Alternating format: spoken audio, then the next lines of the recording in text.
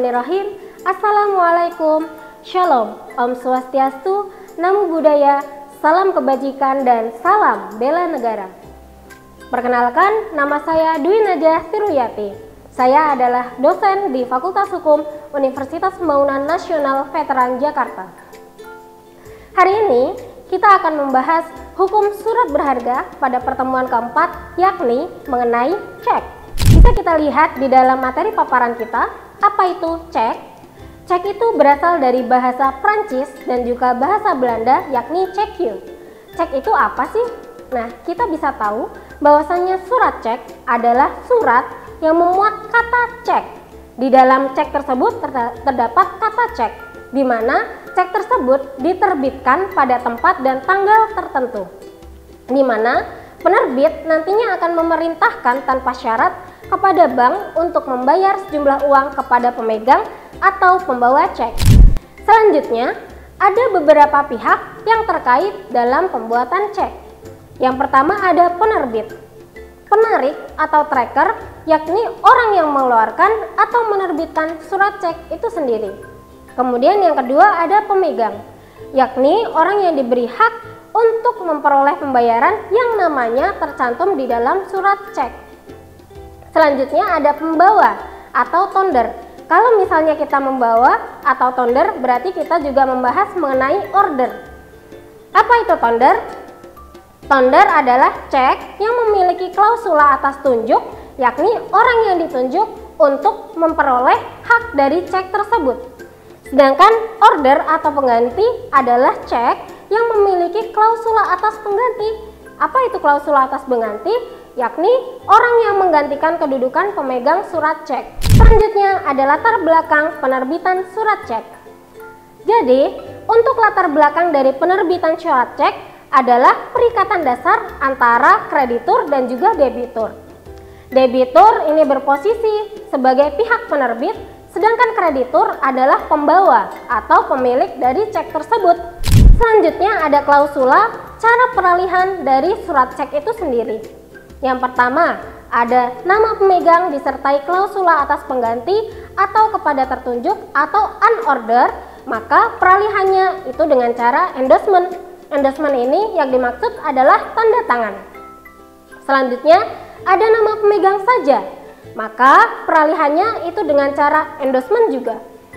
Selanjutnya, ada nama pemegang disertai klausula tidak atas pengganti atau tidak kepada tertunjuk, maka peralihannya itu dengan cara CC. Selanjutnya, ada nama pemegang disertai klausula atas pembawa, dan terakhir tidak ada nama pemegangnya dan tidak ada klausula apapun, maka sehingga peralihannya itu dengan cara langsung atau hand to hand. Selanjutnya ada beberapa syarat formil dalam penerbitan cek ini sendiri. Yang pertama ada istilah cek. Istilah cek ini harus ditempatkan di dalam cek itu sendiri, karena ini ada di dalam pasal 178 KUH Dagang. Kemudian harus ada perintah tidak bersyarat kepada bank untuk membayar sejumlah uang kepada pemegang cek itu sendiri. Yang ketiga, harus ada nama tersangkut yang akan nantinya membayarkan sejumlah nominal yang terdapat dalam cek itu sendiri. Kemudian tentunya harus ada tempat dan juga tanggal di mana surat cek itu dibuat atau diterbitkan. Dan selanjutnya harus ada tanda tangan yang menerbitkan. Selanjutnya kita akan membahas beberapa jenis dan juga macam-macam dari cek. Yang pertama ada cek atas pengganti penerbit. Apa itu cek atas pengganti penerbit? Ini bisa kita lihat di pasal 183 ayat 1 KUH Dagang, di mana cek ini adalah cek yang diterbitkan dengan tidak menyebutkan nama pemegangnya yang pertama. Dalam hal ini, penerbit mempunyai kedudukan sebagai pemegang yang pertama. Sedangkan cek atas penerbit sendiri adalah cek atas penerbit sendiri yang diterbitkan oleh tersangkut sendiri, sehingga penerbit ini sebagai tersangkut nantinya. Selanjutnya ada cek untuk perhitungan orang ketiga, yakni adalah surat cek yang diterbitkan penerbit atas beban pihak ketiga. Kemudian ada cek inkaso. Nah teman-teman, kalau kita membahas mengenai cek inkaso, tentu saja kita akan menganggap cek inkaso ini sudah tidak relevan. Namun sebenarnya cek inkaso ini masih sangat relevan untuk digunakan pada saat ini. Memang cek inkaso itu apa sih? Jadi cek inkaso adalah cek yang diterbitkan untuk memindahkan dari satu bank ke bank lain, dari satu wilayah ke wilayah yang lain, sehingga nantinya pentransferan dana dari bank satu ke bank yang lainnya itu dilakukan dengan cara inkaso. Nah teman-teman, untuk saat ini biasanya orang menggunakan QRIS atau dengan transaksi lain untuk memindahkan dana dari satu bank ke bank lain yang berbeda wilayah. Namun kalau misalnya kita menggunakan cek inkaso, maka kita akan lebih aman dalam pentransferan uang tersebut. Kemudian ada cek berdomisili. Apa itu cek berdomisili? Cek berdomisili adalah cek yang pembayarannya oleh penerbit ditentukan tempat tinggal orang ketiga, baik di tempat tersangkut berdomisili maupun di tempat yang lain. Kemudian ada cek bersilang dan cek untuk perhitungan. Apa itu cek bersilang dan apa itu cek untuk perhitungan? Kita bisa lihat di materi selanjutnya. Apa itu cek bersilang? Cek bersilang adalah penerbit atau pemegang dari cek yang memberi tanda garis silang pada surat cek, yakni dengan memberikan 2 garis sejajar pada bagian muka surat cek tersebut. Jadi bagian depan surat cek itu nantinya akan terdapat 2 garis berjajar yang disebut dengan cek bersilang. Ada 2 jenis cek bersilang. Yang pertama adalah cek bersilang umum dan yang kedua adalah cek bersilang khusus. Apa itu cek bersilang umum?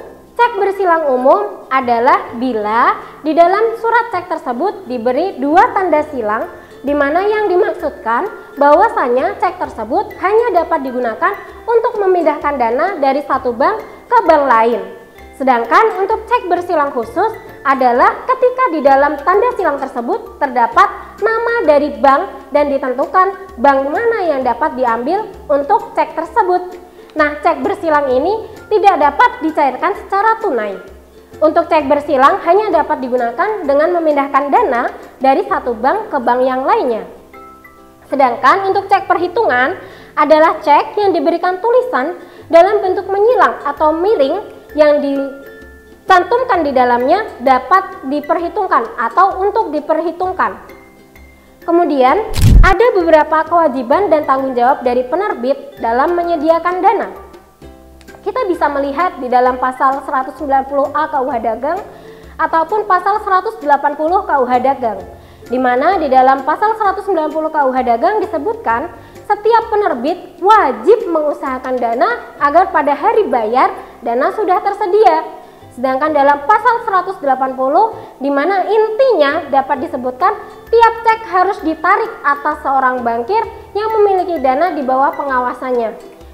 Sehingga ini berarti jika penerbit tidak menyediakan dana yang cukup, maka cek tersebut tetap berlaku.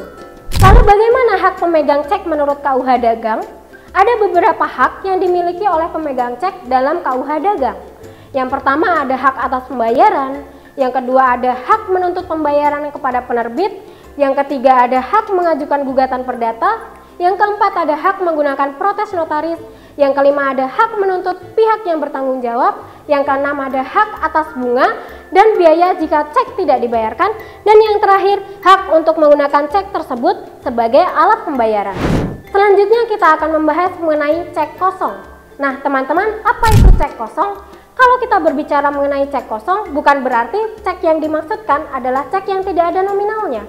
Yang dimaksud dengan cek kosong adalah cek yang sudah ada nominalnya, namun ketika dibayarkan kepada bank yang dimaksudkan, ternyata rekening yang ditujukan kosong atau tidak sesuai dengan nominal yang ada di dalam cek yang tertera.